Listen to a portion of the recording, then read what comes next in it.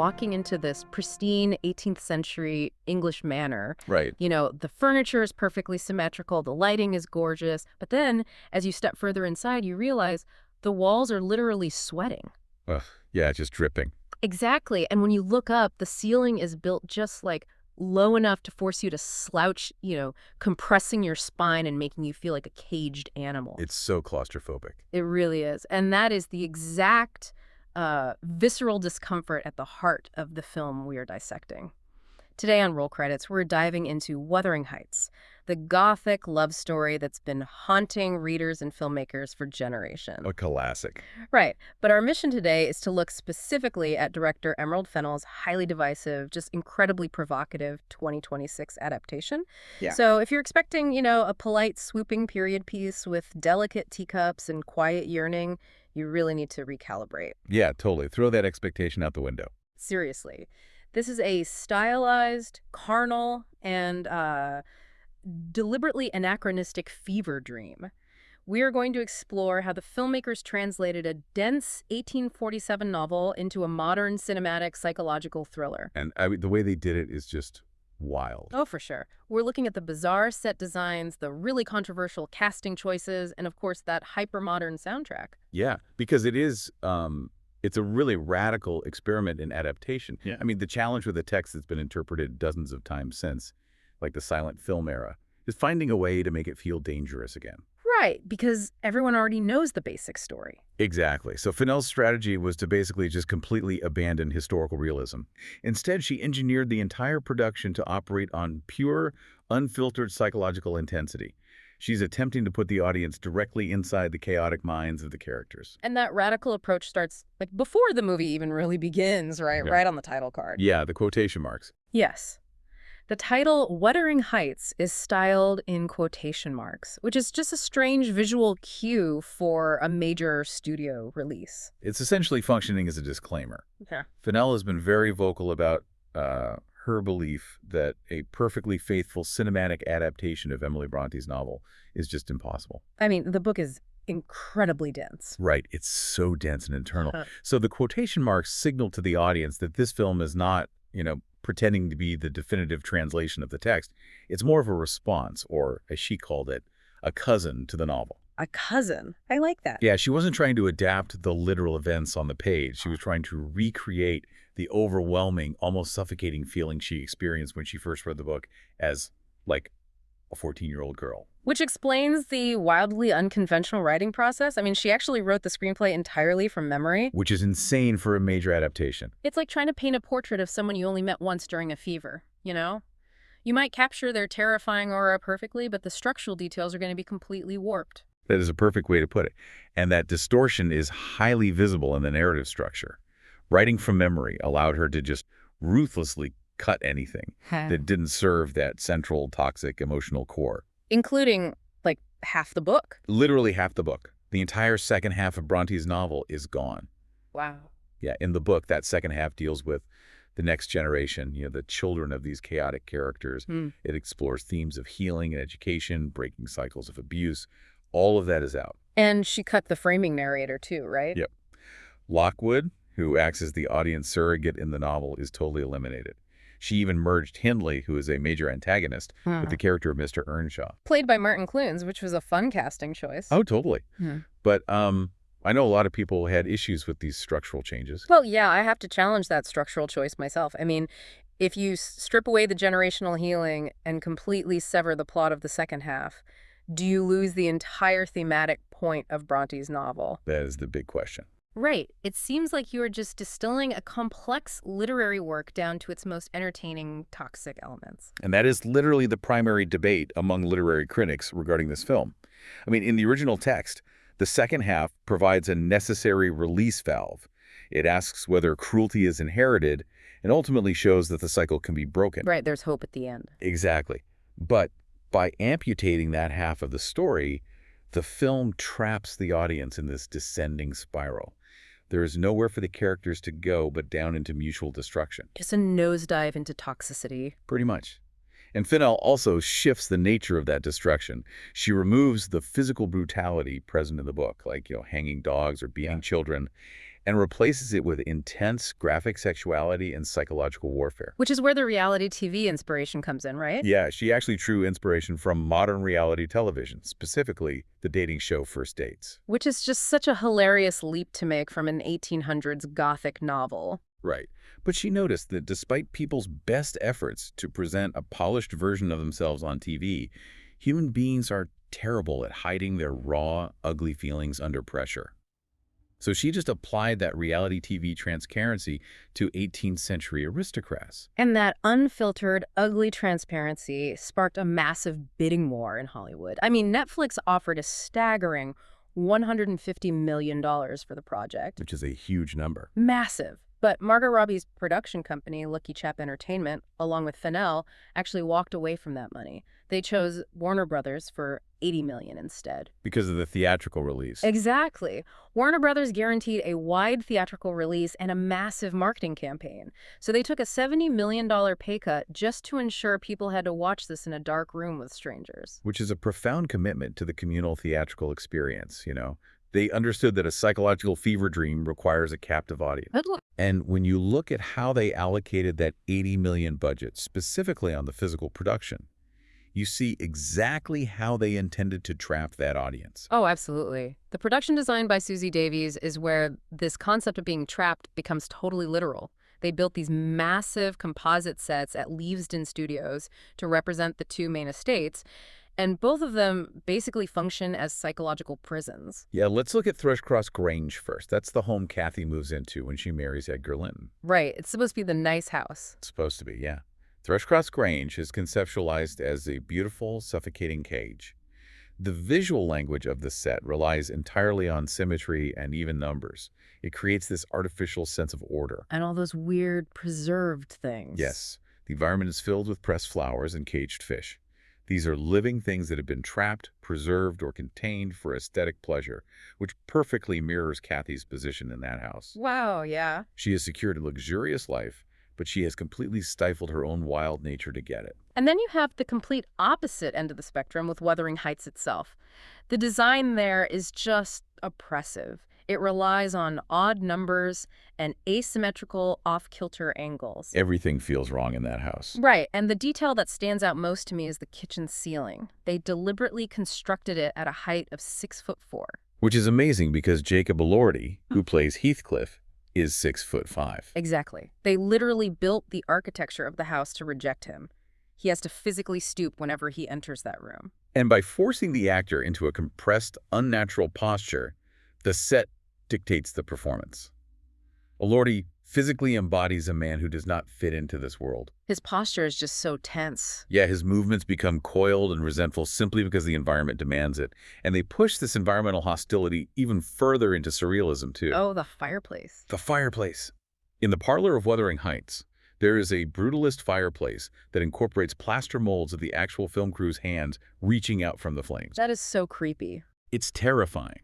The architecture itself feels demonic, like the house is actively trying to pull its inhabitants into the fire. And that surrealism really reaches its absolute peak in the infamous skin room. Oh, wow, yeah. So for those who don't know, this is Kathy's bedroom at Thrushcross Grange. The walls of this room are constructed out of latex. Just reading that makes my skin crawl. Yeah, I know, right? The design team took high-resolution photocopies of Margot Robbie's actual arm and printed them directly onto the latex fabric. So the walls of her bedroom feature her own freckles and her own veins. Adorable. And as Kathy physically deteriorates in the story, the walls of the room begin to sweat and actually bleed onto the carpet. I mean, it's this incredibly striking manifestation of, like, consumption, right? Kathy is being consumed by her environment, but her environment is also becoming this grotesque extension of her decaying body. Right, the boundary just dissolves. Totally.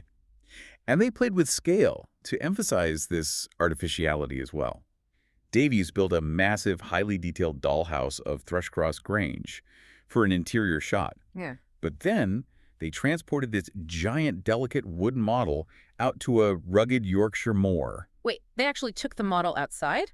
Yeah, they used visual effect to composite it into a sweeping landscape shot. Yeah. It forces the audience to see this grand estate as nothing more than a fragile child's toy sitting in the middle of a terrifying, indifferent wilderness. But I do have to ask, like, does making the house literal skin and bone distract the viewer from the human performances? That's a fair question.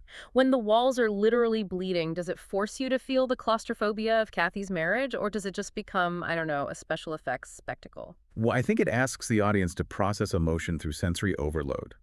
For some people, sure, the tactile, fleshy nature of the sets is overwhelming and detracts from the dialogue. Yeah, I've seen some reviews saying exactly that. Right. But for others, it is really the only way to externalize the internal rot of the characters. The physical world has to break down because the characters' minds are breaking down. And that sensory overload bleeds directly into the wardrobes, too. I mean, if the sets are untethered from strict reality, the costumes definitely follow suit. Oh, 100%. We are presented with a deeply anachronistic aesthetic. Yeah, costume designer Jacqueline Duran completely discarded strict 1800s historical accuracy. She designed between 45 and 50 different looks just for the character of Kathy. 50 looks. Yeah. And to build this wardrobe, she pulled inspiration from across centuries. We're talking Tudor silhouettes, Elizabethan structures, Victorian details, and even the saturated melodrama of 1950s cinema. It operates like a punk rock cover of a classical symphony. You just sacrifice historical fidelity at the altar of pure emotional resonance. I love that comparison. And the most heavily debated look, hands down, is the cellophane dress. Oh, people were so mad about that. Right. Kathy wears this iridescent, synthetic-looking gown on her wedding night. It was engineered to make her look like a tightly wrapped gift. Critics absolutely tore into it, arguing that a cellophane texture in the late 1700s just completely shatters the illusion of the period. But the visual metaphor overrides the historical logic. Uh, I mean, Kathy is commodifying herself. She is packaging her youth and beauty in exchange for the wealth and stability of the Linton family. which is very transactional. Exactly. A synthetic, plastic-like fabric communicates that transaction far more effectively to a modern audience than, a historically accurate silk gown. Yeah. And the hair and makeup departments operated on the exact same symbolic level. Yeah, she cycles through, what, like 35 distinct hairstyles? Over 35, yeah, to visually chart her emotional instability. Like, she wears a specific braided look woven with red ribbons to signify a forced transition into adult maturity. And then there's the halo braid. Ah, yes. Later, she wears this intricate halo braid that the crew jokingly referred to as the vagina plate. Oh my God. I know, but it subtly comments on how her society reduces her entirely to her reproductive utility. Wow. Okay, so you have all these wildly modern, punk-influenced styling choices, but they are captured through an incredibly retro lens. Cinematographer Linus Sandgren shot the film on 35mm VistaVision cameras. Which is brilliant. Yeah, that is a widescreen format heavily associated with massive 1950s Hollywood epics, right? Like The Ten Commandments or North by Northwest. Exactly. The clash between the subject matter and the camera format is just genius. You have this frenzied, toxic, highly sexualized narrative, but it is framed with the sweeping, majestic grandeur of classic Golden Age cinema. It makes it feel so huge. Yeah, because VistaVision offers incredibly high resolution and a horizontal film feed, which creates these vast, imposing images. It really elevates a gritty, claustrophobic fever dream into something mythical and towering. The cinematography also captures the brutal reality of the English landscape. While the interiors were hyper-stylized and controlled on sound stages, the exterior shots rely heavily on the actual punishing weather of the moors to just jolt the viewer out of their comfort zone. Yeah, they shot on location in the Yorkshire Dales, Swaldale, Old Gang Smelt Mill, and Gila Crag. Which are gorgeous but intense. Very. These are not gentle rolling hills. They are vast, lonely peat bogs and harsh pathways. They also utilized Knoll House in Kent, which is a 500-year-old National Trust property, for the elopement sequences and for the film's highly shocking opening scene. Okay, we have to talk about that opening scene. You sit down in the theater expecting a brooding Gothic romance, and the film opens with a visceral public hanging. Yeah, really sets the mood. And the detail that immediately signals the tone of the movie is that the dying man has a visible erection. It instantly intertwines sex and death, setting this violent bodily tone before a single line of dialogue is even spoken. It is a hostile opening statement. It warns the audience right away that the film is concerned with the macabre realities of the human body. And, the physical reality of shooting on those Yorkshire moors was equally hostile for the cast and crew. The landscape was actively fighting the production, wasn't it? Oh, absolutely. The weather was so wet and windy that the makeup team had to engineer this ridiculous stress test for Jacob Elordi's hand-laid fake beard. This story's wild. I mean, they blasted him in the face with a water cannon powered by a Rolls-Royce engine just to ensure the adhesive wouldn't fail in a Yorkshire gale. Could you imagine? Just getting blasted in the face with a jet engine water cannon? The production itself just sounds like an endurance test. Elordi even gave himself a second-degree burn during filming by accidentally backing into a steaming hot brass shower knob. Oh, that sounds so painful. And against that ancient, physically punishing landscape, Fennell drops an aggressively contemporary pop soundtrack. The Charlie XCX album. Yes. She texted the script to the British pop star Charlie XCX, who used it to create a full companion concept album. So the film is driven by these heavy, goth rock synth tracks like House, featuring John Cale and Chains of Love. But, like, how does dropping a modern, pulsing Charlie XCX synth beat over a 19th century Yorkshire moor alter the way we digest classic literature? Does a club beat pull you out of the 1800s setting, or does it bridge the gap and pull you closer to the actual teenage angst the characters are feeling? I think it forces a translation of emotion rather than a translation of time. Okay, what do you mean by that? Well, when readers in 1847 first encountered Bronte's novel, they found it shocking, immediate, and pulsating with inappropriate energy. A traditional sweeping orchestral score might feel too safe or polite for a modern audience. It wouldn't have that same punch. Exactly.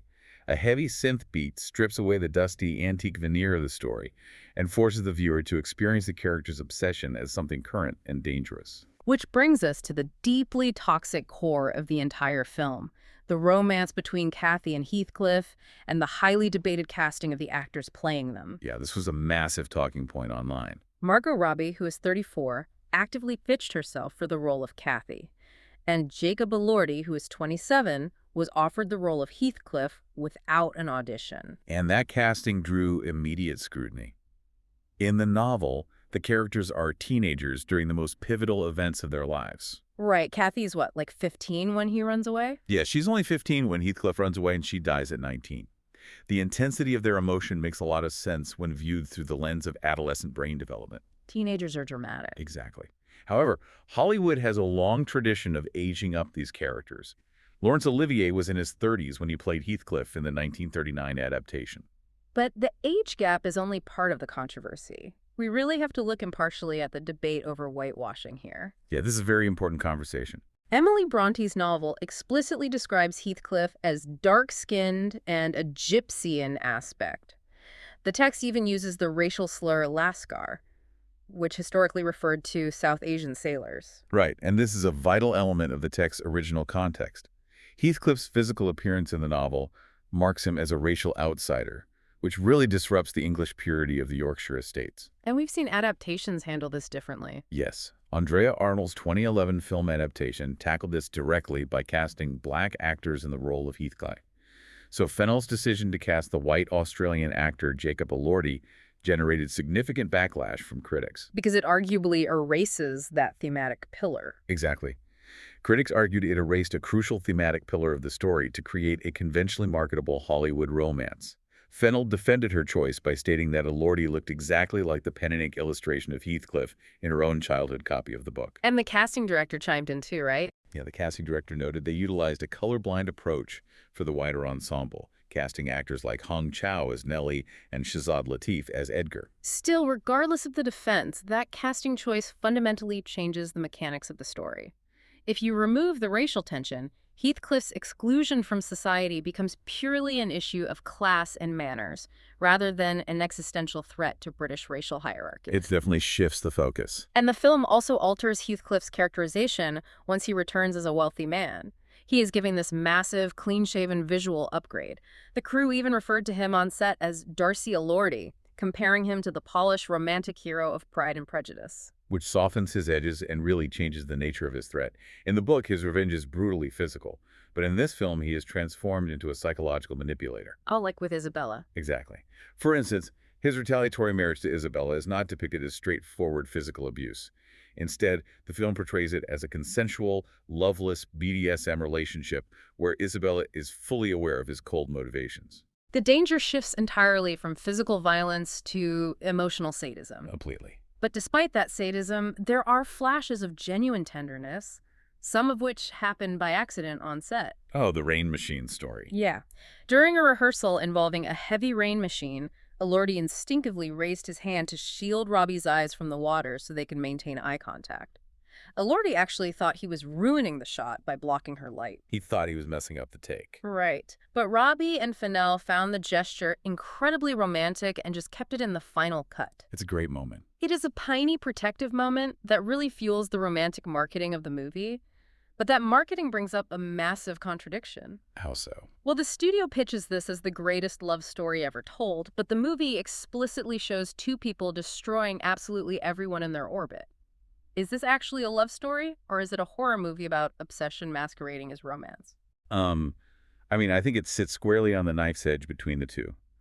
It is a story of damned lovers, not simply doomed lovers. Their connection is so insular and intense that they lose the ability to conceptualize anyone else as a real human being. Everyone else is just collateral damage. Exactly. Everyone else in Yorkshire is just collateral damage in their private war.